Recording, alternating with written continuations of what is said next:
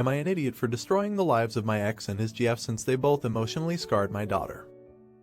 I am going to begin with the main players. Me, my ex-wife Pepper, revenge target number 1. Her boyfriend Steve, revenge target number 2. The boyfriend's ex-wife Maria, co-partner in the revenge, my daughter Sarah, and my friend Jason, accomplice in the revenge. With that said, let's get some backstory out of the way. So, Pepper and I had a very up and down marriage. It was one of those that I was madly in love with, but looking back I think she was in it more for the money and convenience. She had one son we will call Drug, because he was and still is a major drug addict, before we got married, and I also had one son, name is unimportant, that I had full custody of. While married we had Sarah. I touched the marriage out for as long as I could, but eventually, we just couldn't keep it together. We separated, and due to traveling some for work and having custody of my son, I moved back to my hometown a few states away so my parents could help, but kept an apartment in the town that Pepper and Sarah lived in so that I could still spend as much time with my daughter as I could. At this time, I asked my best friend Jason, who is a lawyer and owns his own firm, to do up a child support agreement for us. It is very important to note that we only addressed child support. It had nothing about custody or visitation or anything else in it. So, for about a year this was how it would work. I would spend a month with Sarah while my parents watched my other son, then I would spend a month with my son. Almost exactly a year later I could no longer afford keeping 2 households, and Pepper was wanting to move back to her hometown, which was in a different state but closer to where I lived, so I gave up the apartment and she moved. The new situation continued for a couple more years. Pepper and I remained friendly and even tried to reconcile the relationship a couple of times, but it wouldn't work out. I was still deeply in love with her, but we couldn't come to an agreement on things like where to live and such. I forced myself to try and move on and started dating. She had been dating basically from the day after I moved out. Even though I still loved her, our relationship moved more into good friends than husband and wife. So, she finally meets Steve. I never was told much about Steve other than he was a certified ethical hacker, and that is what he did for employment. Important later. While they were dating, she would send me texts about their dates. She even texted me the day they first had sex together. This hurt deeply, and looking back I think this is what she wanted, but I tried to play the part of good friend and confidant. Steve and Pepper had been dating for 6 months when out of the blue she told me they broke up, and she realized that she is madly in love with me.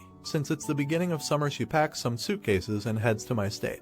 They were going to spend the summer with me and see if they liked it or not. We had an amazing summer. All the kids are getting along. Drug even loved it here, so she makes it official we are back together, and they are moving in.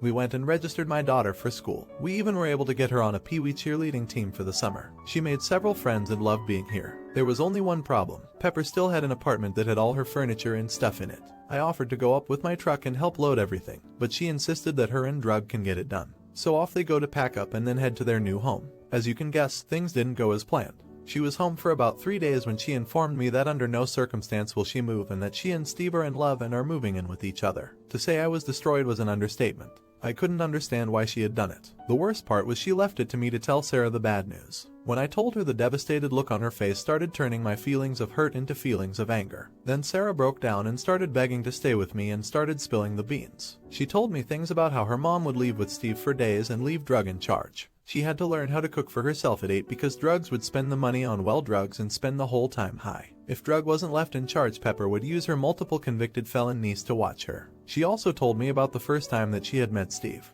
He came to their house, basically said hello, and him and her mom disappeared into the bedroom and started having loud sex. Sarah was outside the door bawling, and they just ignored and continued. This is how my 8-year-old learned of sex, and she is still in counseling trying to recover 7 years later. At this point my anger has turned to rage. I immediately notified Pepper that there was no way Sarah was coming back and I would fight her to the death to keep her out of that situation. Pepper responded by getting an emergency hearing in her state to force Sarah back. I had to scramble, but I managed to get a lawyer and easily won the hearing, which Pepper showed up late for and told the judge it was due to a disability. The judge agreed that since there was no custody agreement and with the troubling accusations that I had gathered, it was best for now for Sarah to stay with me. I had won the first battle, but it was short-lived. Within an hour of the hearing, I started getting tons of phishing emails and texts. I was also getting password resets and MFA codes from my bank, Facebook, Reddit, and any other accounts. I knew that Steve was behind it. The very next day Jason calls. His law firm's website, email, and phone account had been hacked. Because he had to disclose the hack to the court, and because he was working on a semi-high profile case at the time the FBI got involved. To say I was enraged was an understatement. These two people had destroyed me, harmed my daughter, and tarnished the reputation of my lifelong friend. It was time for them to pay, and pay dearly. I was a man on a mission. I spent hours digging up as much dirt as I could on Steven and Pepper. I had a lot of luck with Pepper. I found social media posts of her out late drinking that correlated to tardiness and missed days at school for Sarah. I found tons of pics of her and two strange kids doing fun activities. I found neighbors that were willing to testify that Sarah had to come beg for food because she was left with either drugs or the felon. I knew I could bury her. Steve, on the other hand, had all his accounts locked down. I couldn't find any dirt and it was driving me crazy. Then it hit me that I should try LinkedIn. It paid off. There wasn't much posted, but through his account I found Maria, his ex-wife's account. I reached out to her and she happily accepted. Maria and I became fast friends. She hated Pepper, for good reason, as they had both abandoned her kids like my daughter and didn't want her around her kids. I learned so much. To keep it short, Maria and Steve had recently divorced. As part of the custody agreement, Steve got the house, car, bank account, savings, and a lower than usual child support. Maria had traded all that money to have control of the kids. She knew he was a scumbag and all she was concerned about was keeping her kids safe. They had a very detailed custody agreement with rules for Steve to follow. As part of that agreement, if Steve broke any rules, then he had to pay, and pay dearly. He had to sell the house and give her half of everything. His child support would also double, and Steve would be financially ruined. Steve also didn't have her blocked on social media and would regularly send texts bragging about how great his life was without her. Many of those texts had pictures of Pepper in them. We compared notes, we swapped evidence, we came up with a plan. And now it is time for revenge. First, I got with Jason. He let the FBI investigator know that I had also had some hacking attempts and we believed it was the same person. The investigator called quickly. I gave him all the information I had and who I believed was doing it, and he asked a weird question. Do I know where Steve worked? Well, yes, I did, thanks to Maria. So apparently Steve wasn't as good a hacker as he thought himself to be. They had already traced back the hack on Jason to a business, the very same business Steve worked for. As soon as my conversation with the FBI was done, I called his work to lodge a complaint. I told the manager that someone was trying to hack me, and I was sure it was Steve. They, of course, did not take it too seriously because I had no proof. What they didn't know was they were soon going to be getting a visit from a special agent.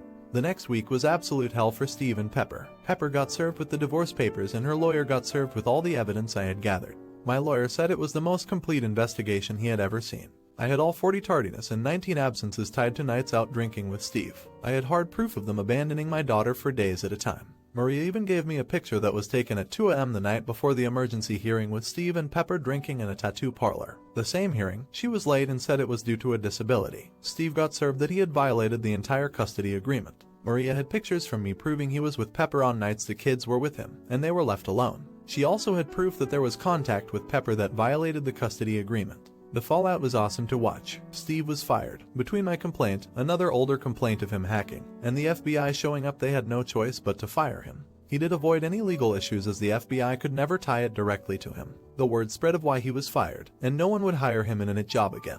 He had to sell the house, liquidate all the investments and bank accounts, and give half to Maria. His child support got to stay the same since he no longer had a source of income. Last I heard, he was working at a grocery store. So in total his income went from $200K plus a year to less than $40K. As for Pepper, the divorce was swift and painful for her. The judge ruled in my favor for all counts. I got sole custody and sole decision making. She was forced to go to counseling, and her and drug can only visit Sarah with a third-party supervisor paid for by Pepper. Sarah is doing much better. She still needs counseling, but she thrives in school and has many friends. She very rarely sees her mom, but she is much better off without her. Not the idiot. They all got what they deserved, and I'm so glad your daughter is doing better. If they ever come at you again, I think you will have it handled. Not the idiot. You're the dad that the Sarahs in the world wish for so desperately. More than revenge. You saved her and in turn helped Maria save her kids from a life of struggling to have self-worth. I know, because I was a Sarah. Now, for the next story. Am I the idiot for not lying for my wife in front of her friends regarding me being a stay-at-home parent?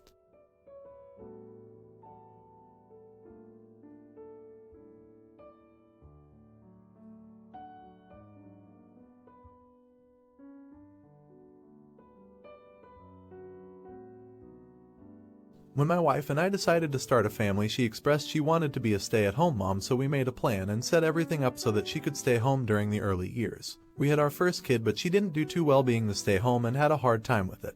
We still wanted our kids to have a parent at home with them, so we swapped out since her salary was close to mine. 2 kids later, I'm still the stay-at-home dad working reduced hours remotely. For me personally, it's easier than any job I've had in the past, even the manual labor one, but I recognize that that's just my personal experience. We've touched base on the issue a few times to make sure there's no resentment, guilt, or discomfort on either of our parts. One of her friends from her work invited us and other couples over for dinner. While there, the other couples were talking about childcare in general, and some of the women started sharing their experiences of when they were home. My wife was talking about how she had disliked it and mentioned our arrangement when one of the women said to me, "Oh, I know you're just itching to get back to having it easy." I responded that I already have it easy and that for me, being a stay-at-home dad was a cakewalk compared to my office job. I didn't see the point in agreeing with something that just isn't true for me. On the way home, my wife asked why couldn't I have just agreed with the question and played along. I asked her if she felt bad or guilty that she had a hard time with it and she said no. So I told her to just forget about it then, because there's no reason for me to lie to make a bunch of other people feel better so long as it's fine between us. When she got home from work yesterday, she had some attitude asking me if I had another easy peasy day, and told me how all day she had to hear from her friends what a smug idiot I was for making light of their experiences by saying it was a cakewalk. I get that for a lot of people it's hard, but I don't see why I should have to lie about it or fluff someone's ego for not feeling the same way. Am I the idiot? Not the idiot. You were just sharing your experience. This is one of the things I find frustrating about some social groups. I think it could be an interesting discussion to have, but more often people want to just commiserate or validate, not actually hear other experiences. You're the idiot. It's basic social skills that if someone says I had a hard time with something, you don't say how easy it was. It's crude and insensitive. You could say it's different for everyone and I'm fortunate my job is remote and leave it at that. Now, for the next story. Am I the idiot for missing the birth of my first child so a mate could be with her dying grandfather?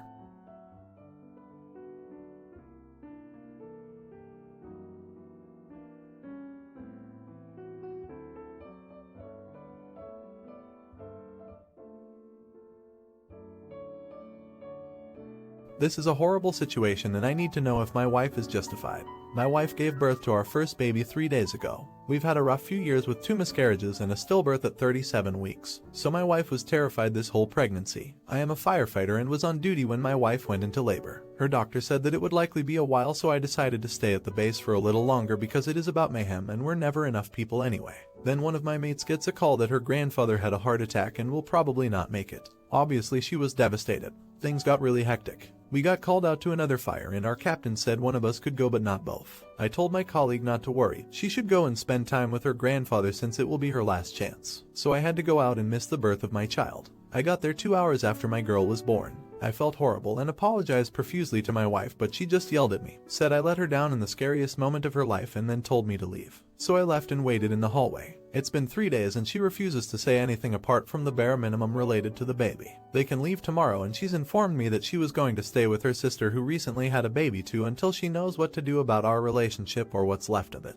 I understand that it must have been scary for her, but my reasoning is that only one of us could leave and I will have a whole life to be with my child, whereas my mate only had a few hours with her loved one left. Update. Many of you said how it wasn't about being there for the baby but that I should have been there for my wife. You were absolutely right. I acknowledged my mistakes and apologized to my wife. I suggested we get therapy and she agreed. We're all back home together now and have been for a while. Things are good for us and we're happy with our little family. For those of you who suspected that I cheated with my workmate, you were wrong. I may have been an arsehole in how I dealt with my wife giving birth, but I would never cheat. I love my wife very much and I'm happy she's given me another chance and intend on being the best husband and dad that my family could wish for.